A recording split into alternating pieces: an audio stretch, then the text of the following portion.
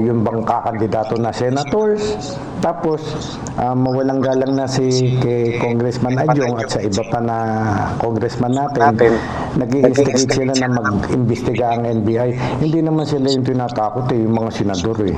Dapat yung mga senador, kung sino man, silang magreklamo kung alam nila na sila yung tinatakot na ipapapatay. Ganun po eh. Na mapagbiro lang talaga ang dating Pangulo at wala itong issue para sa kanya. Sa palagay ng Estrada, mga kababayan, walang issue daw. Alam naman, kilala naman talaga nila. ni Senator Bong Revilla, bulaklak lang ito ng bibig ni Duterte at ganun lang anya siya magpahayag ng kanyang sarili. Ayon naman kay Senator Risa Ontiveros, Bong Revilla yun, mga kababayan.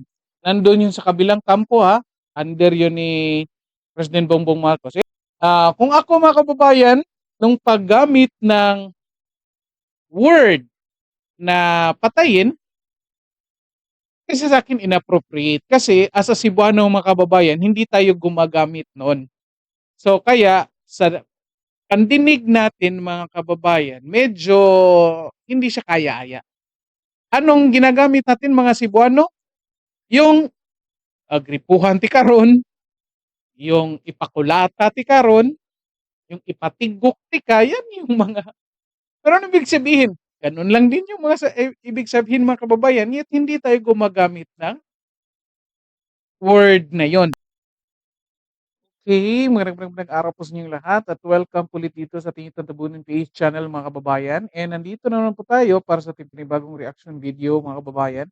At ito, pag-usapan natin kasi ito, mga mambabatas nakipagsagutan dito sa NBI Director, mga kababayan, ni Jaime Santiago, patungkol dito sa speech ni Pangulong Rodrigo Duterte, mga kababayan. Ito, pag-usapan natin. Ito, hindi natin i-defend ito si Pangulong Rodrigo Duterte, mga kababayan. Pero ito, pag-usapan natin, tingnan natin sa iba't iba't anggulo, mga kababayan. Una, ito, subaybay ito hanggang sa huli kasi una, papakita natin yung parte na kung saan sinabi ni Pangulong Rodrigo Duterte yung joke niya. And then, analyze natin yun. And then, tingnan natin kung ano yung mga reaksyon ng mga mambabatas patungkol doon. Lalo na dito kay Congressman Zia Adyong, mga kababayan. Sa pagkakaalam ko, from Mindanao naman talaga ito. And yet, hindi nakaintindi, mga kababayan. I don't know. Kasi ito yung nakikita ko, mga kababayan, na kahit gaano kaliit na opportunity na makikita ng mga, sabihin natin, kalaban ni Pangulong Rodrigo Duterte, mga kababayan, iti-take advantage talaga nila. Para talaga, hindi ko lang alam kung anong purpose, para kasuhan, gusto talaga nilang makulong si Pangulong Rodrigo Duterte, or gusto nilang ipalabas na mas tao talaga si Pangulong Rodrigo Duterte. Ang problema kasi yan, mga kababayan, tingnan niyo may nangyayari. Pinapalabas nila sa mainstream media na ito si Pangulong Rodrigo Duterte, masama, mamamatay tao. Kahit sabihin pa ni Pangulong Rodrigo Duterte na may pinatay na ako, and yet kahit isa, hindi, wala man lang tayong alam na totoo ba talaga yan. Yet, hindi niya sinasabi na mabuting tao ako. Pero yung mga tao na mismo ang nagsasabi na kung anong sinasabi ng mainstream media na negative patungkol kay Pangulong Rodrigo Duterte, hindi totoo. Pero hindi yan i-defend natin ngayon, mga kababayan. Okay? So again, ito, papakita natin, then pakinggan natin kung anong reaksyon dito ni Zia Adyong, mga kababayan, at sinagot siya ng NBI, mga kababayan, ni Jaime Santiago, mga kababayan. At ipapakita din natin, mga kababayan, kung ano din yung mga reaksyon ng mga senator na sila naman yung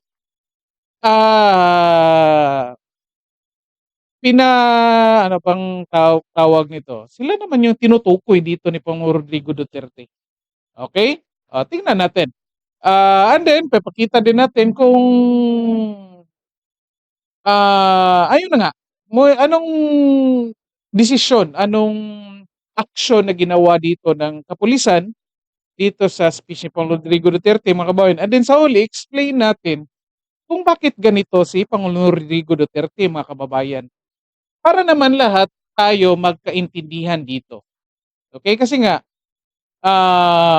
naku, mamaya explain ko lang mga kababayan. Explain ko mamaya. Kasi kaya sundan nyo ito hanggang sa huli mga kababayan. Okay? So ito, papakita natin yung part lang, yung part. Okay? By the way, i-like and share na yung video natin mga kababayan. Din pa-subscribe na rin po sa ating channel. Okay. Maikli lang ito yung part kasi mahaba yung speech ng mga kababayan, parang 1 hour yata. Ito lang yung parte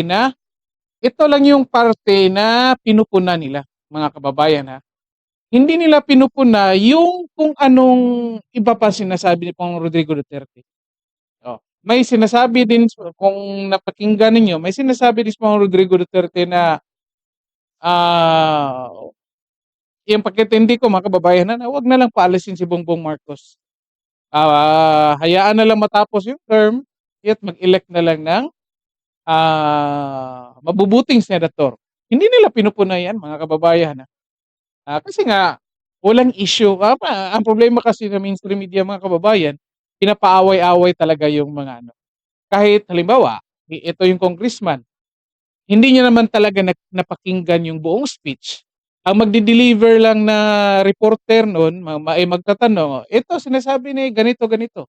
Ibang tono na, ibang konteksto na. So, most likely, para naman isipin ng mga nakikinig at ng mga reporter na magaling itong congressman na ito or senador ba or kahit sinong interview para naman siya masabing magaling ito. Of course, sasagot talaga kasi kapag hindi mo sasagutin yan, di bakit ka pa nagpapa-interview? Ganyan yung mangyayari. Pero ito, tingnan natin mga kababayan. Pakinggan lang natin. Kariyan kasi ng mga bright, mga gago eh. Inhaluan nila yung trabaho nila ng kagaguhan. Alam mo, ako talaga, it was I who sought him. Ako naghanap sa kanya para makilala ko siya. Talagang bumilib ako sa kanya. Marcoleta.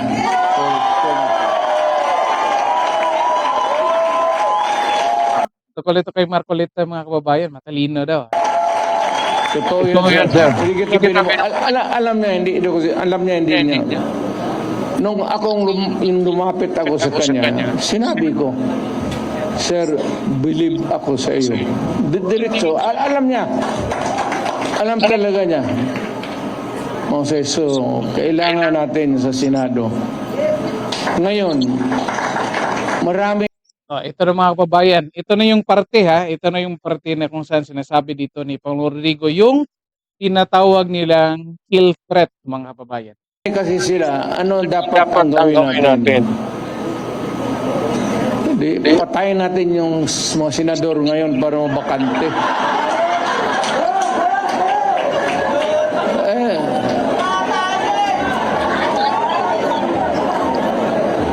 Makapatay tayo ng mga 15 na senador, pasok na tayo lahat.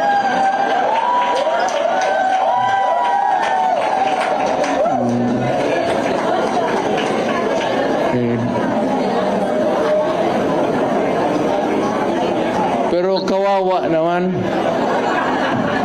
Pero nakakainis kasi hindi naman lahat. Pero sabi nga, talking of opportunities, the only way to do it is to pasabugin na lang natin yung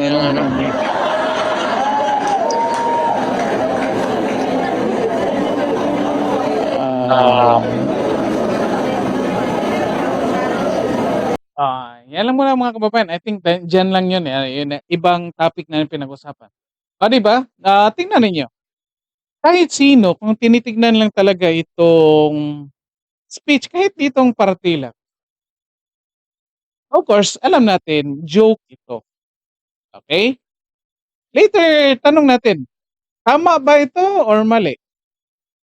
Of course, may parting tama, may parting mali. Bakit? Hindi pala tama. Parang understandable na lang gamitin natin mga kababayan. Para sa tingin ko yan yung tamang word na gagamitin natin. Okay? Kasi in the first place, the word itself, na, hindi naman talaga tama, the word itself, mga kababayan. Pero again, hindi natin ididepensa dito, i-explain lang natin para magkaintindihan. Okay? Yan nga yung speech ni Pangulong Rodrigo Duterte. Ito naman, tingnan natin kung anong reaction ni Congressman Ziad, yung mga kababayan. During his administration of the past 6 years, Duterte made threats against drug pushers, alleged drug pushers and drug users, to kill them. No, so perhaps the people somehow accepted that because they have supported his war against illegal drugs, and they thought that the president was serious enough to even say publicly about his plans of eradicating illegal drugs. But this time, it's different altogether. We saw the president in the launching of their candidates, official candidates for senators, and the context by which it was said was actually to perhaps to say that in order for their candidates to ensure victory, then perhaps the best way to do that is to kill 15 senators, which I don't think it's quite fitting to the old Duterte that we saw when he was president, throwing all these threats against illegal pushers and perhaps alleged drug lords. So Tingnan niyo mga kababayan, di ba? Tingnan niyo yung statement ha, sa akin, meaning perspective na yan yun ni Ziad yung. Hindi ko sinasabing mali siya, hindi ko rin sinasabing tama. Perspektibo niya yung mga kababayan. Okay?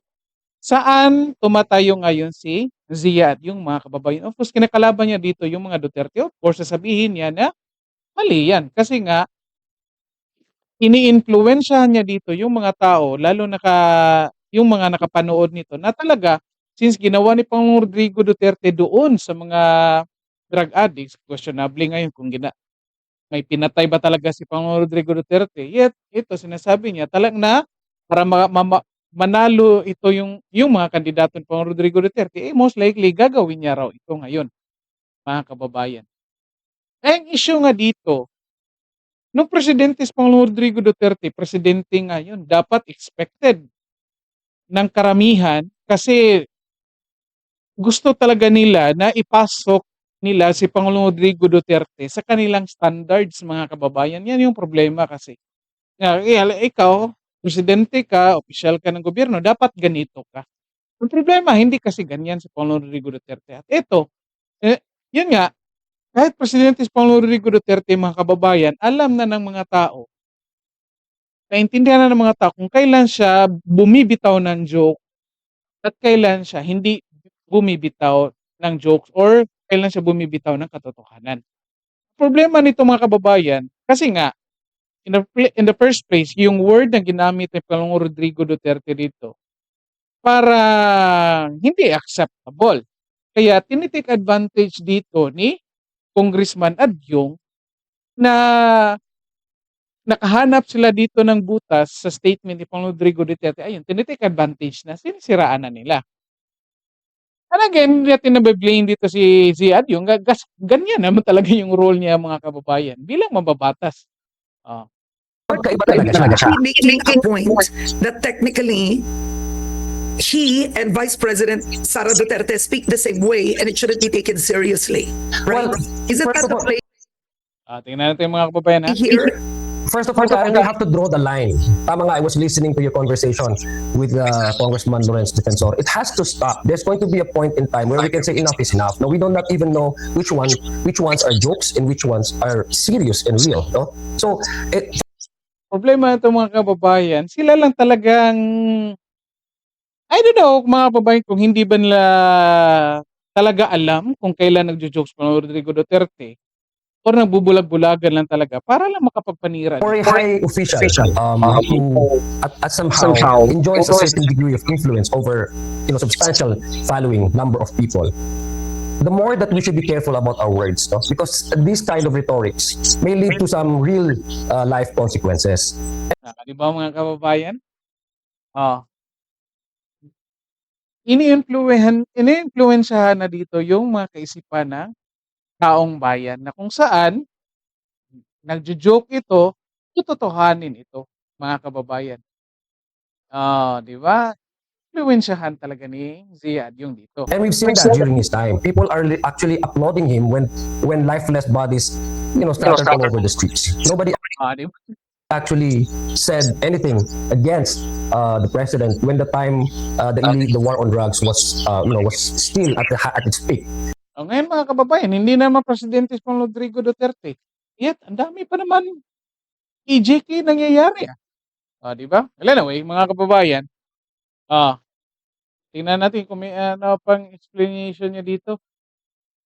But this time, the president has, I don't know if it's a joke, but I didn't hear him in the same way that when she was talking, he was talking anything about So you India.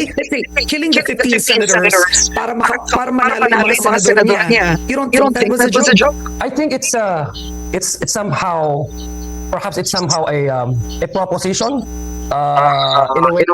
Mga kababayan. Kasi ito halatang halata mga kababayan. Ayaw lang niya sabihin na joke para lang talaga magkakaroon ng issue dito mga kababayan. At ito, sinagot siya dito ni sinagot siya. At ito bago natin ipakita yung sinabi ni NBI Director Jaime Santiago mga kababayan. Ito muna, nag-file ng kaso dito si sino ba to? Tory, mga kababayan. Pakinggan natin. Senador. I also submitted for DC-20 the case of Rodrigo Roa Duterte. Nicholas Torre, Police Brigadier General Nicholas Torre, PNP CIDD Chief, mga kababayan, nagkaso dito kay Pangulong Rodrigo Duterte doon sa joke niya. Okay? Sa kanya mga statements doon sa last rally. So we already submitted it for unlawful utterances at saka inciting to sedition. So nandun na Naku, mga kababayan, saan kayong inciting to sedition doon? Anyway, well, kahit, depende naman kasi sa interpretation yan mga kababayan. Pero ito, tingnan natin. Well, anyway, may karapatan naman talaga si Tory kasi nga, pulis siya. Well, anyway, tingnan lang natin. Ito, again, tingnan ninyo mamaya later yung may explanation hanggang sa huli mga kababayan. I-explain natin dito. rin sa docket ngayon at 4-case build-up na rin yung reklamo natin. Sinabi ni Torre na hindi dapat palagpasin ang mga ganong klaseng pahayag kahit pa sabihin kalaunan na biro lang ito. Alam nyo, bagong Pilipinas na eh. Bagong Pilipinas, korupsyon na, maraming korupsyon na ngayon eh. Lahat ng congressman, puta na, yung mga congressman lahat, pwede nang bayaran, para lang pumirma, But yan yung bagong Pilipinas ngayon eh. Hindi na pwede yung ganung mga statements na kinaumagahan, joke only na lang. Kaya nagkakagulong, ang gulo-gulo na nga ng pinagdaanan ng bansa natin in the past 6 years. Nako, nilaglag pa yung amo niya mga kababayan. Gulo-gulo daw pero for the past 6 years. Ano ngayon? 2025. Di ba? Kailan naging presidente si Bongbong Marcos? 2022 mga kababayan. Sabihin natin 2 years and 8 months. 8 months ba? Correct me if I'm wrong. 2 years and 8 months. Nilaglag pa dito si Bongbong Marcos eh. Ang gulo-gulo na daw Bongbong Marcos. Si Tory na nagsabi, hindi mo na brief. Ito talaga mga kababayan. Kapag nagsisinungaling ka, nalalaglag talaga. Kapag nagpapagamit ka talaga, nilalaglag talaga. Nalalaglag talaga. Nasa sarili mong bibig mga kababayan. Hanggang ngayon naman, dadalhin natin ang gulo na yan. Na puro patay-patay na lang. At pagkatapos, if they will be taken on their word, bigla na lang sasabihin na joke only. Or yung latest naman na palusot Igilit ni Torre na may Wala na way. Karapatan naman yan ni Tory mga kababayan. Explain natin later mga kababayan. Ito, ano sabi ng NBI Director mga kababayan? Ano sabi? Pakinggan natin. Alam nyo, ang binantaan, 15 senador. Hindi natin malaman kung sino dun sa sitting senators. Yun nga, number 1 yun mga kababayan. Paano naging threat yun? Kung in the first place, hindi nga alam kung sino yung pinagsabihan. Diba? Buti pa ito binanatan ko po to last time, pero at least ngayon mga kababayan, tumayo ito sa kanyang panindigan. At least ngayon o yung bang kakandidato na senators, tapos mawalang galang na si kay Congressman Adyong at sa iba pa na congressman natin, nag-i-instigate sila na mag-imbestiga ang NBI. Hindi naman sila yung tinatakot yung mga senador eh. Dapat yung mga senador, kung sino man, silang magreklamo kung alam nila na sila yung tinatakot na ipapapatay. Ganun po eh. So, ibig sabihin po ngayon, hindi po muna tayo makasagawa ng investigation unless may mag-complain po.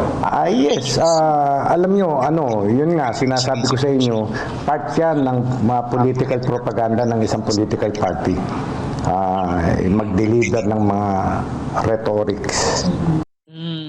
Simple lang naman yan, mga kababayan. Naging explain natin dito later. Pero nga, tingnan muna natin anong reaction dito ng mga senador, mga kababayan. Kasi sila nga yung tinutukoy dito ni Pangulong Rodrigo Duterte sa speech niya. Ito, tingnan natin. O, di ba? Ito. Ay, hindi pala ito. Ito. Pero ito, sumagot pala si Congressman Adyong, mga kababayan, patungkol doon sa explanation ni sino ba yun? NBA Director. Pakinggan muna natin. Ito, speed up lang natin para Sa political rally, talagang nag-joke lang siya. Part ng rhetorics ng political speech. Your comment and also Congrats if you wanna. Well, again, it's I respect the position of NBI director if that's how he sees it. Pero yung kind of point is, do we allow this kind of rhetorics in the first place? Do we actually normalize this kind of talks, especially if it's uttered in a very important event like a proclamation rally that would speak about? I don't know how the NBI director. alam mga kababayan, paano magpalus. Kasi, halatang halata ng mga kababayan, tinitake advantage lang nila. Tinitake advantage nila yung sinabi para siraan lang talaga, mga kababayan. Again, hindi ko i-defend ito, mga kababayan. Yung word na ginamit, the word na pagpatay in the first place, yun nga, hindi preferred yun, mga kababayan. Okay? Yan yung sasabihin ko. Again, explain natin. Ito, halatang hindi niya alam kung paano niya sagutin eh. Director sees it, but we are not instigating. We are merely trying to convey a message where if there is a policy that any threats, no matter how you say it, utter it, whether it's a joke or not, you are not allowed to say things about killing other people. Simple lang. Mambabatas kayo. Di gumawa ka ng system yan. Simple lang naman, di ba, mga kababayan? Napakadali lang ng solusyon.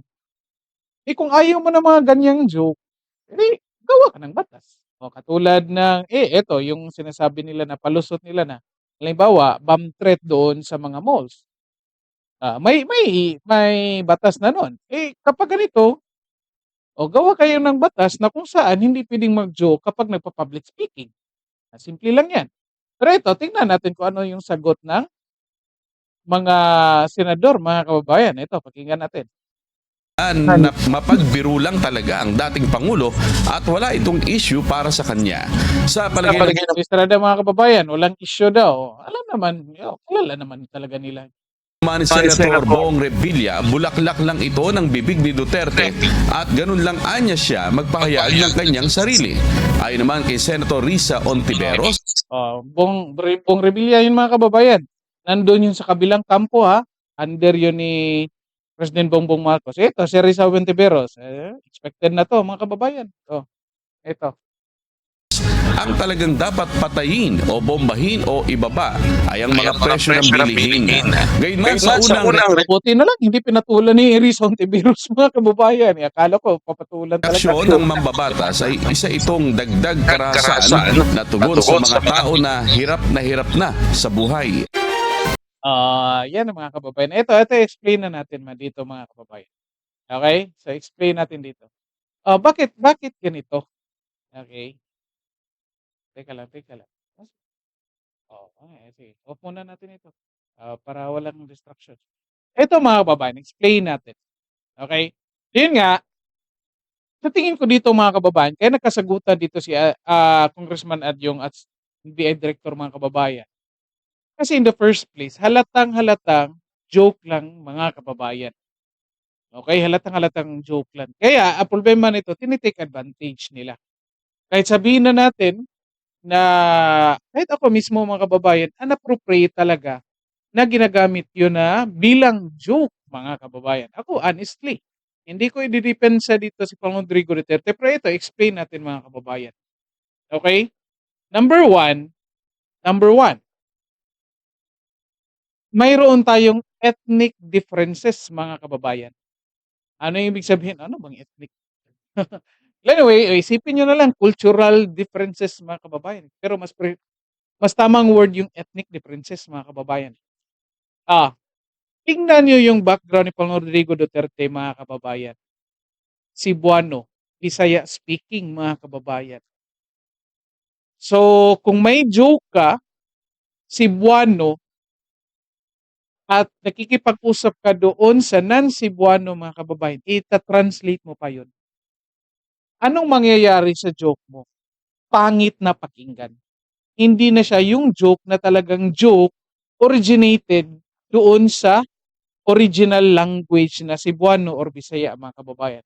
Kasi pag Cebuano ka or Bisaya speaking ka, kahit saan ka pumunta mga kababayan na mga lugar na mga Cebuano speaking or Bisaya speaking, Cagayan de Oro, Davao, Cebu, Negros, yung Negros may nahati yan mga kababayan. Ano pa, Bohol, common na joke yan mga kababayan. Pero, ang maririnig mo, like, mga ganito, like, sabihin ko, Cebuano, ito, o gripuhan ti ka diha aron. Anong ibig sabihin yun? Anong ibig sabihin? O comment kayo dyan, mga Cebuano, comment nyo na lang. Gripuhan, meaning, gagawan ka ng gripo sa katawan mo. So, kung ita-translate mo yan ng Tagalog, ang pangit na ng pakinggan. So, halimbawa, meron sabihin natin, ipakulata ti kani akong kuyog ron. Joke yan. Ang daming gumagamit yan mga kababayan.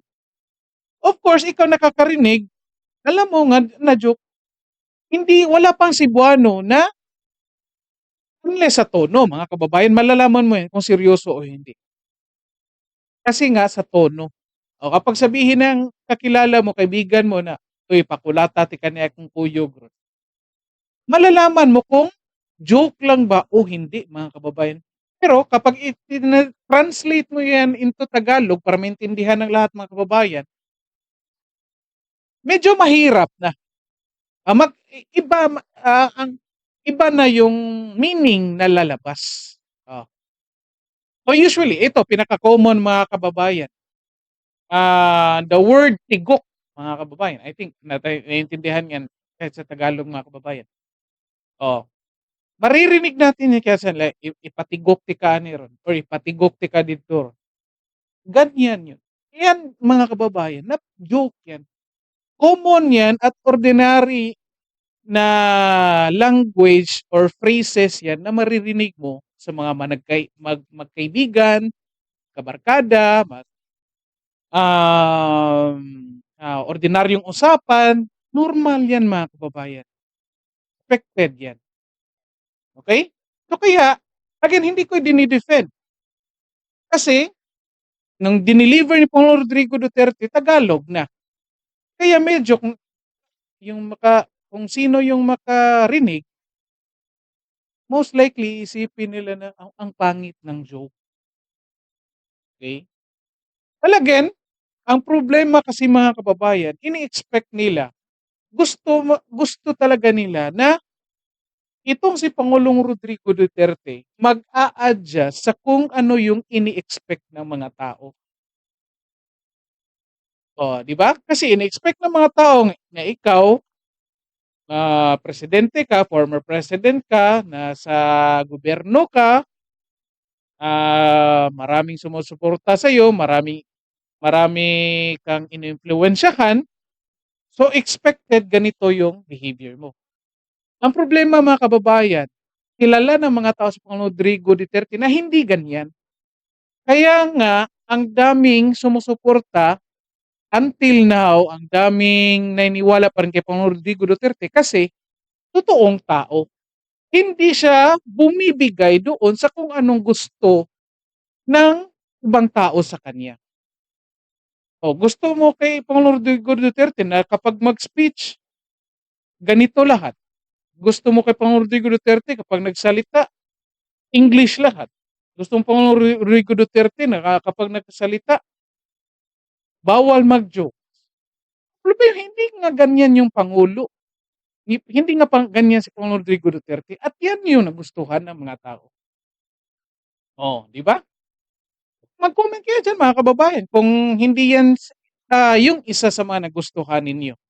Again, ulitin natin, mali ba yung joke niya or hindi? Ako, sabihin ko, inappropriate yun mga kababayan. Inappropriate yun. Pero wala tayong magawa. Ganyan yung Pangulo. Yan yung mga common jokes niya mga kababayan. O, natatandaan nyo, nung presidente pa siya, nung Christmas greetings niya sa mga taong involved sa droga. Di ba? Christmas greetings yun, ha? O, Christmas greetings yun. Yan nga, ganyan yung tao. Wala tayong magagawa.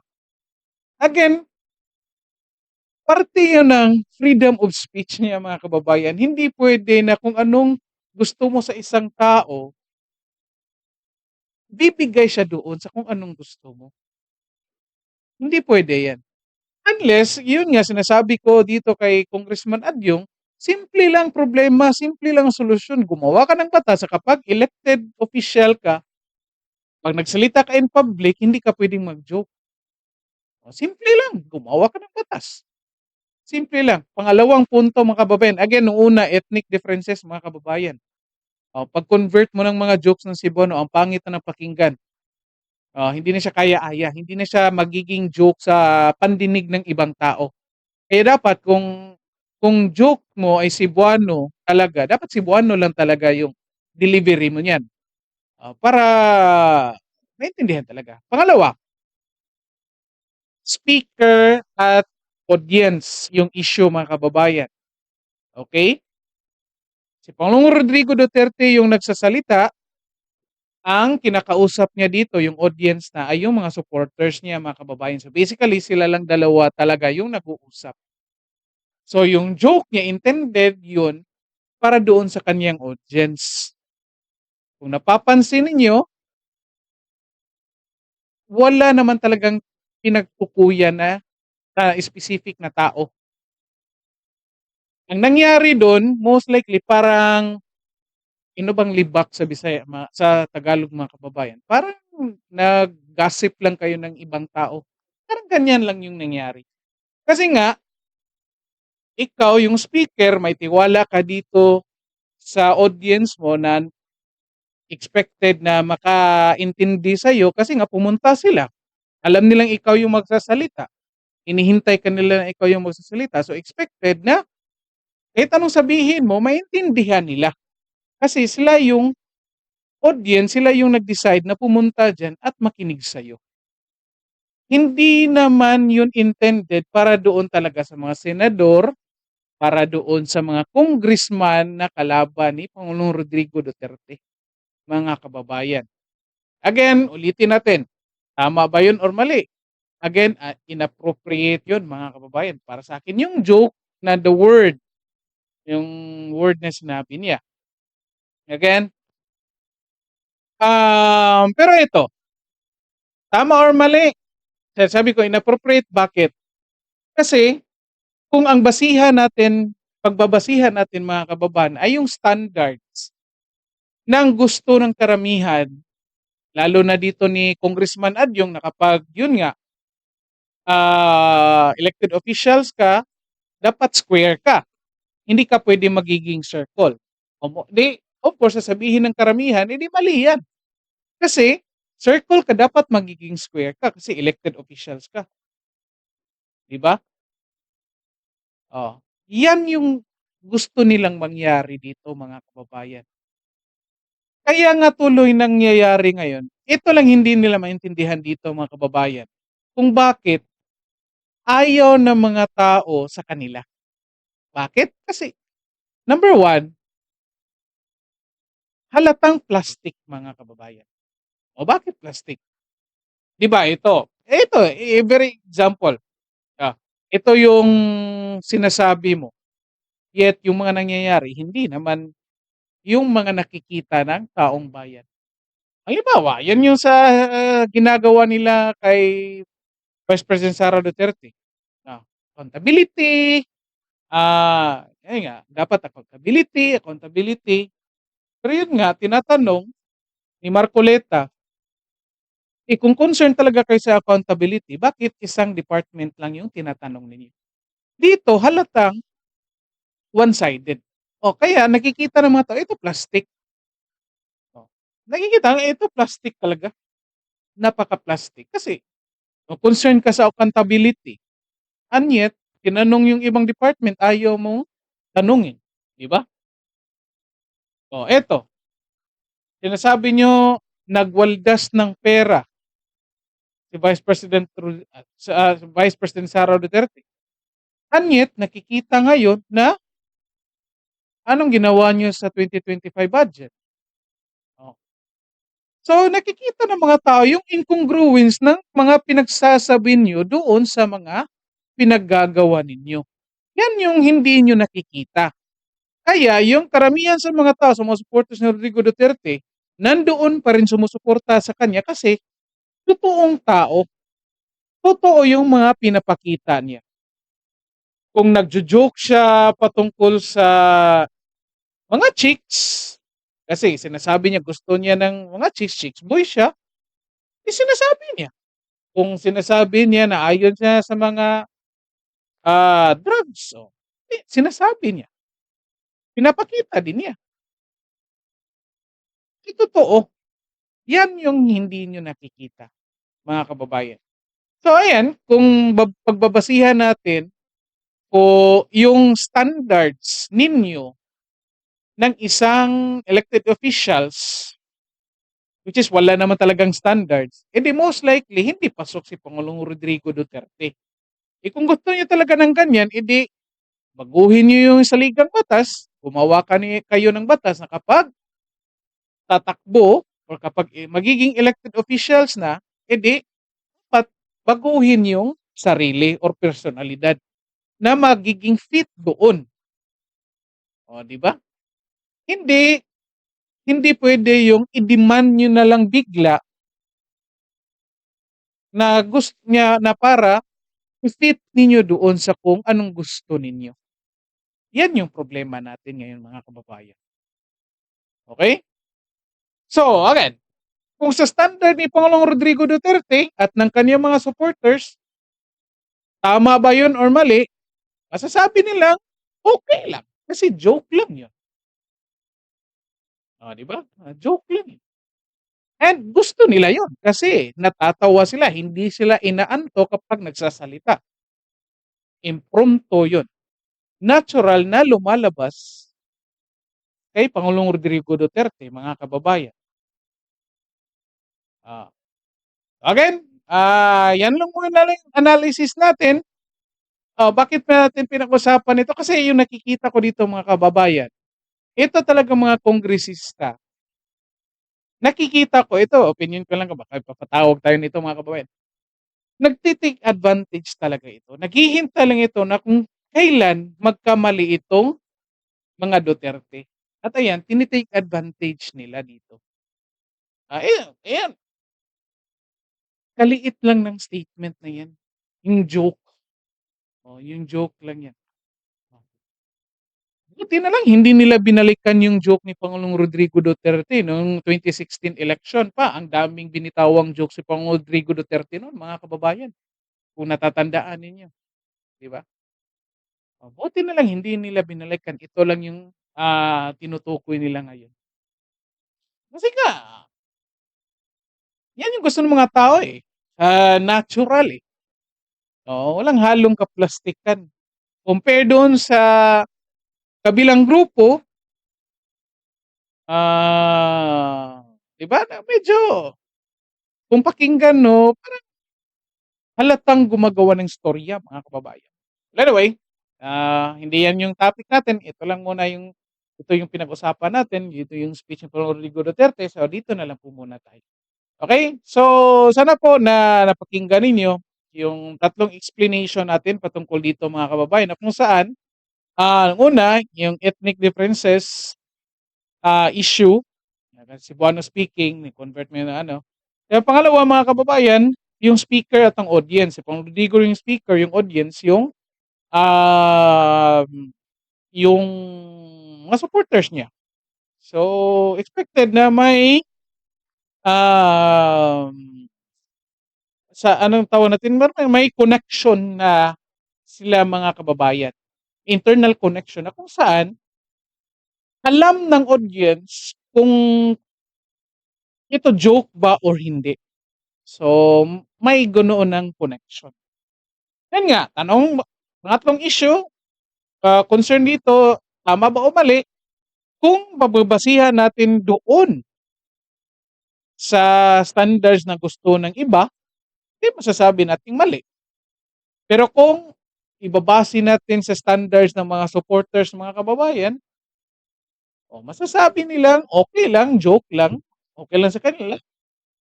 Nag-i-enjoy sila na nagsasalita itong si Pangulong Rodrigo Duterte kasi hindi sila inaantok o may audience participation. Yan yung masasabi nila. Anyway, so comment kayo dyan mga kababayan. Anong masasabi nyo dito? Again, kung ako mga kababayan, nung paggamit ng word na patayin, kasi sa akin inappropriate. Kasi as a Cebuano mga kababayan, hindi tayo gumagamit noon. So kaya sa pandinig natin mga kababayan, medyo hindi siya kaya-aya. Anong ginagamit natin mga Cebuano?